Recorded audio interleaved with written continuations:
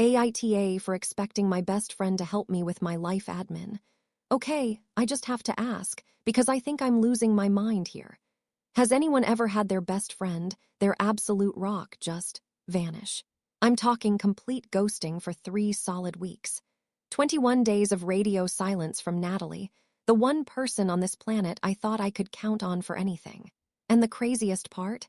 We didn't fight. There was no blow-up, no dramatic screaming match, not even a passive-aggressive text exchange about whose turn it was to choose the movie. Nothing. One day we were planning to try that new brunch spot, and the next, poof.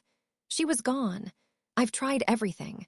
I've called, and it goes straight to voicemail now, which is a new and terrifying development. I've sent texts, the concerned kind. Hey, is everything okay? The casual kind. You will not believe what happened at work today. And even the stupid kind, a meme of a capybara looking unbothered, which is usually our go-to. My last message, sent 3 days ago, was just a single, pathetic question mark. It's sitting there on my screen, delivered, taunting me. Honestly, I've cycled through all the stages of grief, I think. First, it was pure panic. Was she hurt? In a ditch somewhere. I almost called her mom. Then came the deep, nagging confusion. I've replayed every single one of our last conversations in my head, searching for a clue, and I'm coming up with a big fat 0. Now I'm just angry. It feels so profoundly childish, so disrespectful. We're adults. We're supposed to use our words. For her to just cut me off like this, without any explanation, feels like a cruel punishment for a crime I didn't even know I committed. I'm starting to think I'm the victim of a very elaborate, very unfunny prank. To understand why this silence is such a complete mind-FCK, you have to understand our friendship. For 10 years, Natalie has been my person. Not just my best friend, but my co-pilot, my external hard drive, my adulting supervisor. It sounds like a joke, but it's true. We've always said we were 2 halves of one functional human being. I'm the ideas person, the one who gets a sudden urge to repaint the living room at 10 p.m. or books a non-refundable trip to Portugal on a whim. My brain is a beautiful, chaotic mess of creativity and ambition. Details, deadlines, practicalities, they just sort of slide off me. That's where Natalie came in. She was the structure to my chaos. She's the one who would gently remind me that my landlord's email about the overdue hydro bill wasn't just a friendly suggestion. I'd forward it to her with a string of panicked emojis, and an hour later I'd get a simple reply. Handled. Just send me the money when you can. And I always meant to, of course. She was the one who, every 6 months like clockwork, would text me. Booked your dental cleaning for next Tuesday at 3. Don't forget this time. Who does that? Who keeps track of someone else's dental health? Natalie did. When I got my cat, Oliver, she was the one who set up a shared Google Calendar with his vaccination schedule and vet appointments. When I had to fly to Chicago for a last-minute work conference, I sent one frantic text. SOS, trip tomorrow. Her response was instantaneous. Oliver's covered. Key is still under the crooked gnome, right? Send me flight details so I know when you're back. She was the designated proofreader for every important email. The person who talked me down from every work-related anxiety spiral.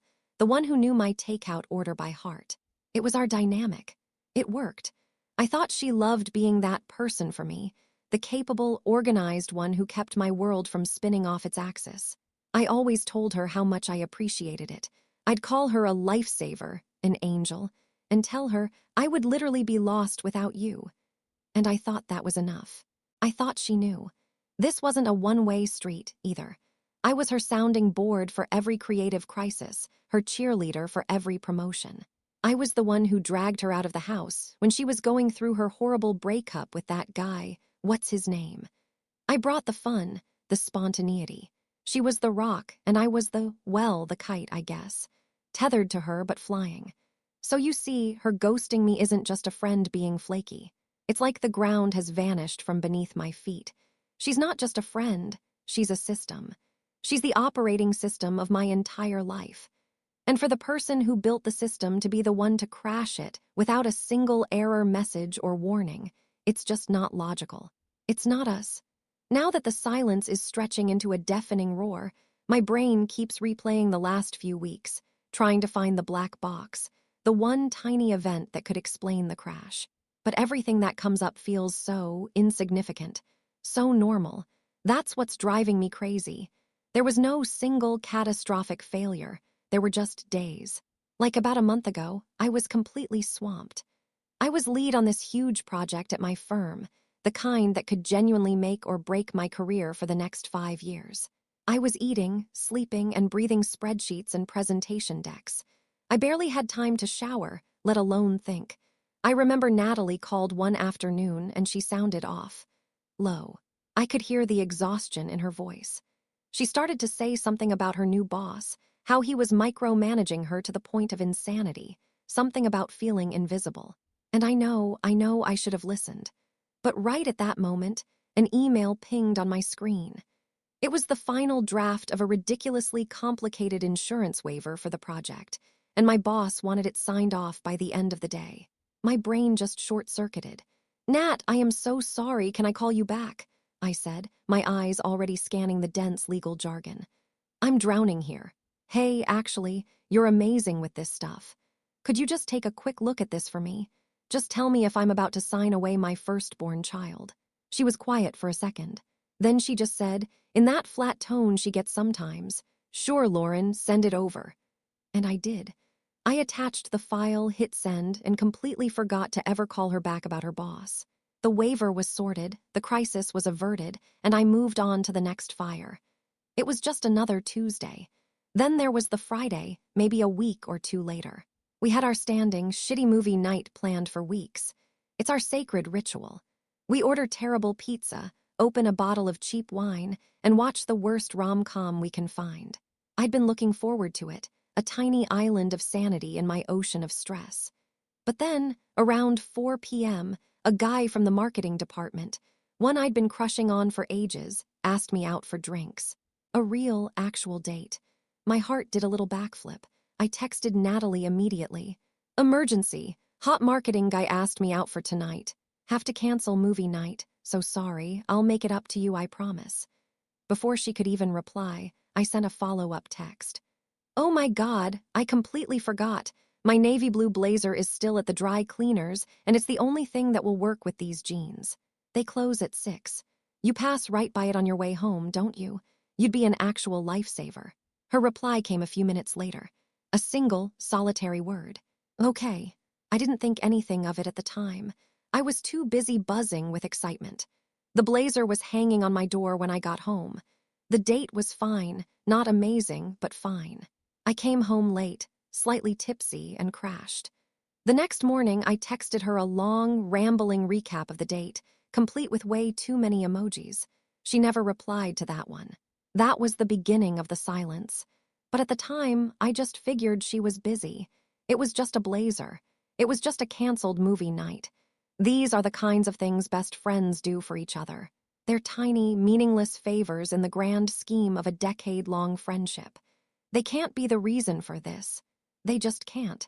At first, the consequences of Natalie's silence were just emotional.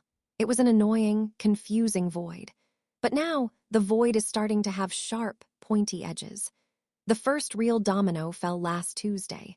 I was on a crucial Zoom call, the final presentation for that career-making project I'd been killing myself over. This was it. The client, the department head, everyone was there. I was feeling confident in the zone. "And if you'll all just direct your attention to my screen," I said smoothly, clicking the share button. A pop-up appeared. No internet connection. A cold sweat prickled my neck. I smiled weakly into the camera, a frozen, stupid grin. "Just a little technical hiccup one moment," I stammered, while my hands flew into a frantic, useless dance. I checked the router, no lights. I rebooted it. Nothing. I crawled under my desk, yanking cables out and plugging them back in, my professional demeanor dissolving with every passing second of silence from the blank faces on my screen. The call was a complete and utter train wreck. I had to reschedule, stammering apologies that sounded flimsy and unprofessional even to my own ears.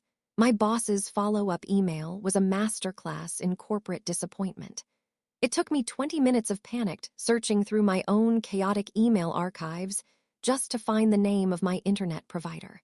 When I finally got a customer service agent on the line, She informed me, with a distinct lack of sympathy, that my account had been suspended for non-payment. The bill was 2 weeks overdue. "We sent several reminder emails to the address on file," she chirped, and I'm sure they did. But those emails, like the hydro bill and the credit card statements, were the kind I instinctively forwarded to Natalie with the subject line, "Help," and then promptly deleted from my own inbox, clearing my mind for more important things. Then, yesterday morning, the real horror began. I found Oliver, my sweet, usually energetic cat, huddled under the sofa, refusing to eat. A wave of pure, undiluted terror washed over me. He felt warm, too warm. I knew he was due for his annual shots, but I had no idea when. The reminder was usually a calendar invite from Natalie. My mind went completely blank. Who was his vet? What was the number? I don't even have a crate to carry him in. Natalie always brought hers over. I spent the next hour tearing my apartment apart, a frantic, useless whirlwind of paper and junk. Piles of unopened mail I'd meant to ask her to help with, takeout menus, old magazines. It was a physical manifestation of my own mental chaos. Finally, tucked inside a cookbook, a beautiful French one Natalie had given me for my birthday 2 years ago, I found an old bill from the vet clinic. My hands were shaking so badly I could barely dial the number. The receptionist was kind, but firm. They were booked solid for the next week. "You should have received a reminder postcard from us a month ago," she said gently, her professional sympathy feeling like a hot poker of pity. After I hung up, I just sat on the floor amidst the wreckage of my search, with Oliver wrapped in a blanket on my lap. The anger I'd been nursing for weeks, that righteous indignation, it just evaporated. It was replaced by something colder and much, much heavier. A dizzying, disorienting feeling of utter incompetence. How had these things just happened before? It was like I'd been living in a self-driving car, blissfully unaware of the complex machinery humming away beneath me. And suddenly, I'd been thrown into the driver's seat of a jumbo jet during a thunderstorm.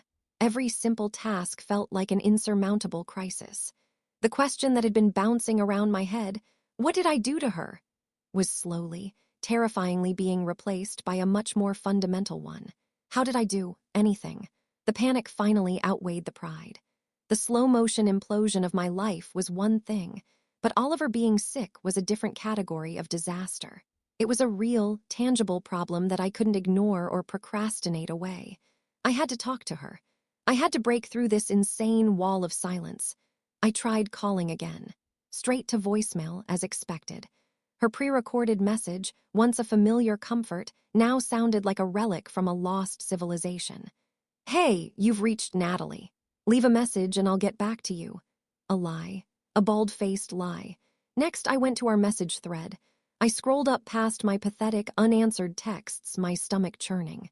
I typed, deleted, and retyped a dozen different messages. Apologies felt hollow without knowing what I was apologizing for. Angry accusations felt childish. Finally, I just wrote, "Nat, Oliver is sick. I can't find the vet info. Please, I just need your help." I stared at it, the word please looking desperate and ugly on the screen. I hit send. The single gray checkmark of delivered was my only reply. Then I tried social media. A quick search on Instagram confirmed my worst fear. Her profile, once a daily source of shared memes and tagged photos, was gone. Not for everyone, I realized with a lurching stomach, just for me. A friend confirmed she had posted a story of her new puppy just an hour ago. I had been blocked, excised. It wasn't just ghosting, it was a deliberate digital amputation. That's when I remembered the shared email account. We'd set it up years ago, a generic Gmail address we used for apartment stuff, signing up for utilities, managing bills, coordinating with the landlord. It was a digital junk drawer, a place for life's boring administrative tasks. I hadn't logged into it myself in at least a year. Natalie handled it. My fingers trembled as I typed in the password. The inbox loaded, a sea of mundane emails, utility confirmations, junk mail, a notice from our building management. And then I saw it. An email from Lucille Blue, one of the fanciest, most impossible to get into restaurants in the city. The subject line was, "Your reservation cancellation." My heart stopped. I clicked it open. The email was a sterile, automated confirmation. Dear Natalie, this email confirms the cancellation of your reservation for 2 on Tuesday, October 24th at 8 p.m. October 24th. My birthday, next week. She had booked it. She had planned it. Weeks, maybe months in advance, she had navigated the notoriously difficult booking system of a place I'd been dreaming of going to for years, and she had done it for me. For my birthday. And then, at some point during her 3 weeks of silence, she had logged on and methodically, quietly erased it. It wasn't a punishment. It was a procedure. It was the calm, quiet, administrative task of closing a defunct account. Staring at the cancellation confirmation, I realized this wasn't about a fight I couldn't remember. This was about a debt I had never known I was accumulating. The canceled reservation wasn't a message in a bottle. It was a final, itemized invoice for a friendship I had treated like a free utility, and it had been disconnected for non-payment. I finally got Oliver an emergency appointment at a different vet clinic across town. It cost a fortune, but they were kind. He has a minor infection, easily treatable with antibiotics. As I sat in the sterile waiting room, I managed to do it all myself. I filled out the paperwork. I paid the bill with a credit card that was probably past due, and I scheduled a follow-up appointment, putting the reminder into my own phone calendar for the very first time. Each completed task, as small as it was, felt like a monumental effort. It was like learning to breathe manually. And when I got home, I sat on my sofa in the silent, internetless apartment with a sleeping, medicated cat curled up on my lap. The immediate crisis was over. I had survived the day. My first, instinctual thought was a surge of relief, a tiny flicker of pride. I did it. My thumb swiped across my phone's screen, my fingers hovering over the familiar icon of our message thread. I wanted to tell her. I wanted to send a picture of Oliver, peacefully asleep, and say, "Crisis averted. I handled it." I wanted that little burst of validation, that digital pat on the head, that familiar "see, you got this," from her. And then it hit me. A wave of cold, absolute emptiness. The person I wanted to share this tiny, pathetic victory with was the very reason I was in this mess. The person whose absence had created the crisis was the only one I wanted to celebrate its resolution with. I stared at my phone's screen, at her name at the top of our empty chat history. She wasn't just absent from my call list or my social media feed. She was absent from the very wiring of my brain. For a decade, every triumph, every disaster, every mundane observation was a story I was mentally rehearsing to tell Natalie. Her presence was the assumed background noise of my life, the constant, unwavering hum of support I never even noticed until it was gone. And in its place, there is only this profound, deafening silence. The silence of a paid bill, a scheduled appointment, a cat resting quietly. The silence of a life that is, for the first time, entirely my own. And I have never felt so utterly, terrifyingly alone. I didn't just lose a friend. I lost the person who did the living for me while I was busy doing everything else.